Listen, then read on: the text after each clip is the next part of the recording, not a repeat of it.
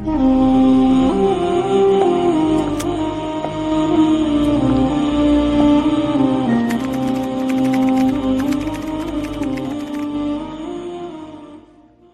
الله الرحمن الرحيم. اللهم صل وسلم وبارك على سيدنا محمد. اعزائي جميع متابعين قناتكم ارانب الخير في كل بيت، احنا معاكم النهارده ان شاء الله في فيديو جديد جميل، تابعوه للنهايه زي ما عودناكم في كل فيديو باذن الله نستفيد كلنا مع بعض. احنا النهارده لسه طالعه دلوقتي، لسه ما نضفناش ولا عملنا اي حاجه، قلت اعمل لكم الفيديو الاول قبل ما انضف وقبل ما اعمل اي حاجه.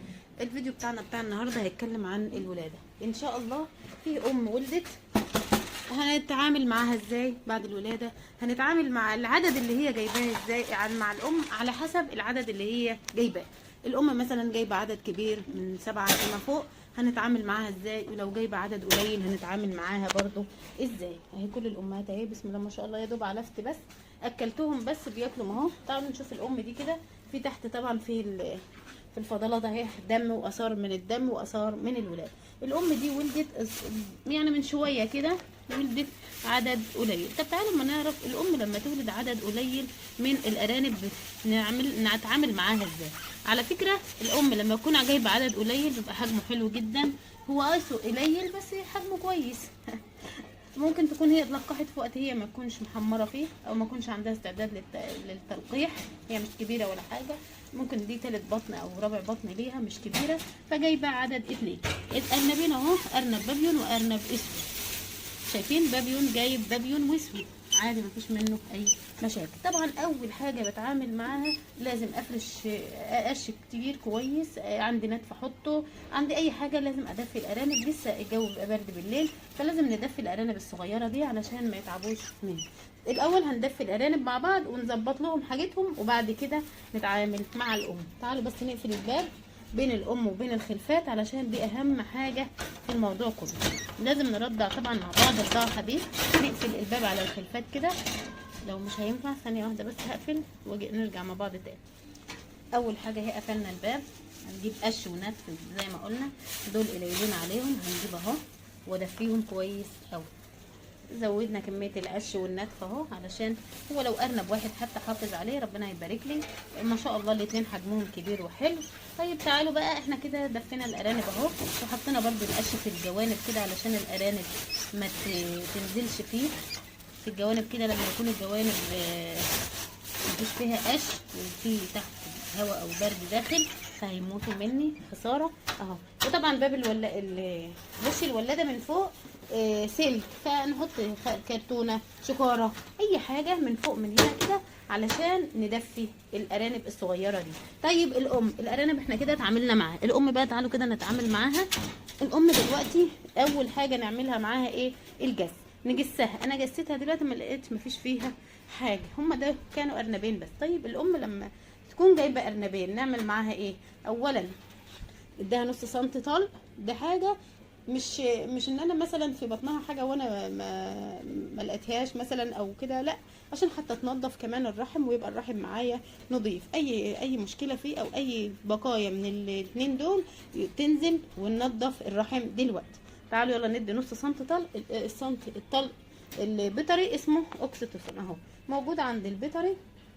العبوه دي مش عارفه بكام والله، ممكن دلوقتي تكون معديه ال 150 200 جنيه لانه غالي وانه مش موجود بسهوله كمان. طب الطلق البيطري ده لو مش موجود عندي في البيت اعمل ايه؟ اجيب نص كوبايه حلبه اغليها كويس قوي واحط معاها معلقه قرفه ومعلقه جنزبيل، وادي للام بالسرنجه، يعني مش بالحقنه بقى، اشيل سن الحقنه وادي بالسرنجه في بقها من الجنب كده، ادي للام لحد ما ايه هي محتاجه تولد، محتاجه ان هي اساعدها في الولاده. ده حاجات بسيطه وسهله في البيت. ده طلق الطبيعي اللي احنا ما لقيناش الاكسيتوسين من البيطري، نيجي نعمل الطلق البيطري ده الطبيعي ده في البيت ونديها بالسرنجه في بقها ونجريها كتير. ناس كتير بتبعت وتسال وتقول الام مش راضيه تولد او الام لسه ما ولدتش او الام بكريه وعدى ميعادها. اعمل الحاجات دي معاها وكل الخطوات دي بالظبط علشان الام تولد معايا. تعالوا يلا نديها نص سنتي طلق بيطري، وفي طبعا تحت الجلد بنمسك الودنين كده ونرفعهم في الحته دي ما بين الودنين. وعندي السن طبعا صغير اهو، اوريه لكم اهو بالراحه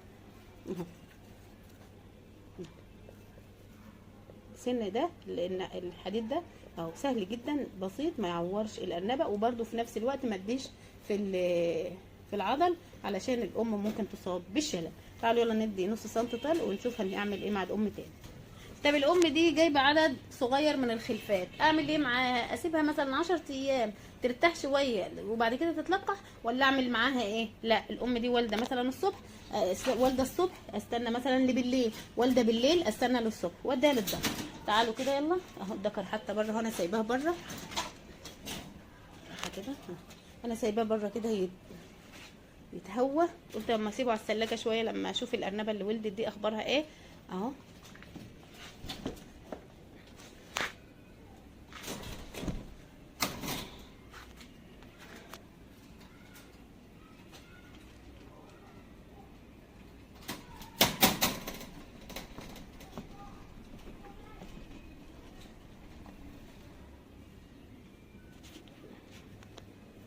احنا هنحاول معاها، اتلقحت ماشي، ما اتلقحتش نسيبها بالليل كمان عادي، مفيش اي مشكله. او تاني يوم من الولاده بتبقى دي اعلى فتره من فترات الخصوبه عند الام بعد الولاده مباشره، بعد الولاده ب6 ساعات 9 ساعات، تاني يوم مفيش اي مشكله عندي. هنحط بس الذكر في العين بتاعته، هنزلهم في العين وبعد كده نرجع تاني مع بعض. بنحاول معاها تاني اهو، شايفين رفعت على طول ازاي؟ بسم الله ما شاء الله. ارفعها بقى وننزلها كده اهو مع بعض اهي. انزلها كده، اخليها على ظهرها شويه كده وبعد كده احطها في العين بتاعتها. في ناس بتقول انا ممكن القح الام مره واحده هتمسك، ده كله طبعا تبع يعني ايه، بعد 10 ايام بيبان، بعد 10 ايام 15 يوم بيبان. انا ممكن القح الام مره واحده تمسك، ممكن القحها مرتين 3 ما تمسكش اصلا لان هي ما عندهاش استعداد للتلقيح، او الذكر يكون خصوبته قليله، او الذكر يكون مش كويس. فانا هسيبها كمان مره اهو مع الذكر اهو، ما نشوف كده نجرب. طبعا لازم الام بعد لما تكون جايبه عدد قليل ما استناش عليها، هي كده كده هترضع الاثنين دول. وفي امهات ما شاء الله قريب برضو هيولدهم، ممكن ناخدهم نديهم لاي ام تانية علشان ما نعطلش الام دي على 2 او على 3 او على 4 او حتى 5 أو 6، كله عدد قليل. لما العدد يكون من 7 فيما فوق ابدا اسيب الام 10 ايام. 10 ايام ليه؟ لان ترتاح، عشان ترتاح وتقدر ترضع الخلفات القديمه، وبعد كده ندور على الخلفات الجديده او التلقيح الجديد. هي دلوقتي معاها 2 بس، فاحنا مش هنسيبها، هي ممكن الذكر خلاص.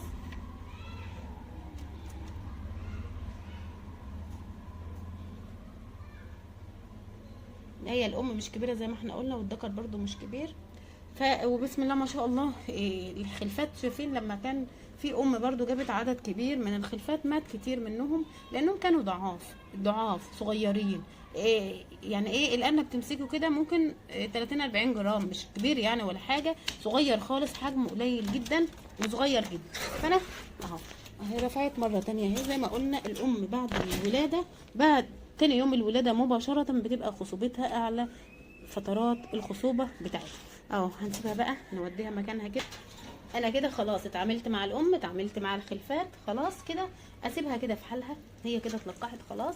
شايفين بسم الله ما شاء الله. في ناس بتقول انا بقعد اسيب النتايه شهر وشهرين بعد الولاده و20 يوم بعد الولاده و15 يوم بعد الولاده ما بترفعش، مش راضيه ترفع، مش راضيه تتلقح.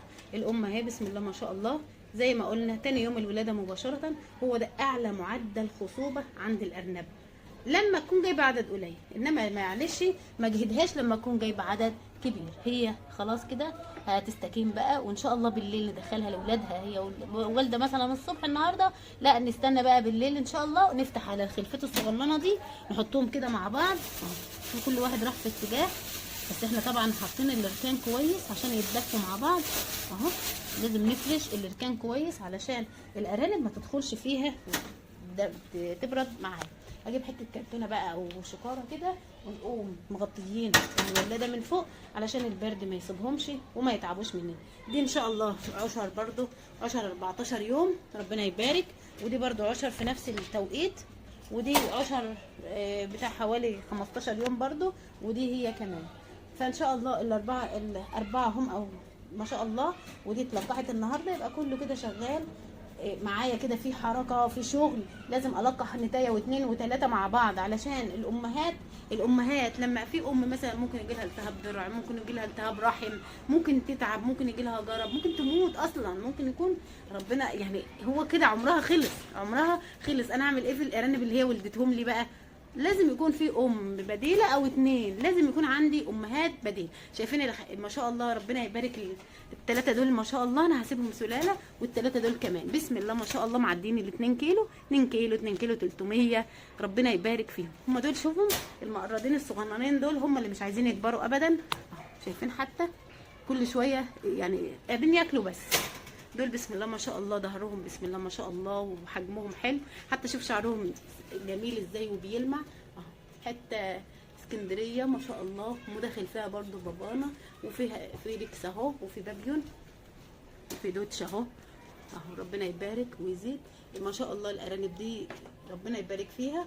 طبعا ما بيطلعش واحد من دول، بيبقى طبعا قبلهم 50 ماتوا او قبلهم 20 اتذبحوا مثلا، علشان الارنب السلاله بياخد وقت، بياخد مجهود معاه. والحتتين الصغننين دول برضو بسم الله ما شاء الله، الواحد فيهم داخل كيلو مع امهاتهم اهو، داخل على كيلو باذن الله ما شاء الله. انا حطيتهم امبارح على الميزان.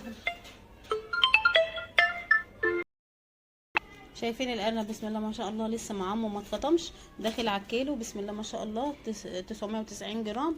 ربنا يبارك يا رب. الاثنين نفس الوزن ما شاء الله اهو 990 جرام. يعني الميزان اللي بيتكلم، انا ما بتكلمش اهو.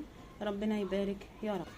ده كان الفيديو بتاعنا النهارده. ولاده الارنبه البابيون جابت عدد قليل، والام لما بتجيب عدد قليل نتعامل معاها ازاي. بنتمنى بقى ان شاء الله الام الشنشيله الجميله دي والبابيون الثالثه والرابعه يجيبوا اعداد اكبر باذن الله. استنونا فيديوهات جايه كتير ان شاء الله نتعلم فيها كلنا تربيه الارانب مع بعض. ربنا يجازيكم كل الخير، والسلام عليكم ورحمه الله وبركاته. قبل ما نقفل نسيت اقول لكم، اي اخت من اخوات الفاضلات تحب تتواصل معنا على التليجرام ارانب الخيل للسيدات على رقم الشيخ سامر 010 62 81 5093. اي حد يحب يحجز سلالات بطاريات اعلاف ادويه على رقم الحجز 010 6461 9771. تحت امركم ان شاء الله في اي حاجه تطلبوها مننا. والسلام عليكم ورحمه الله وبركاته.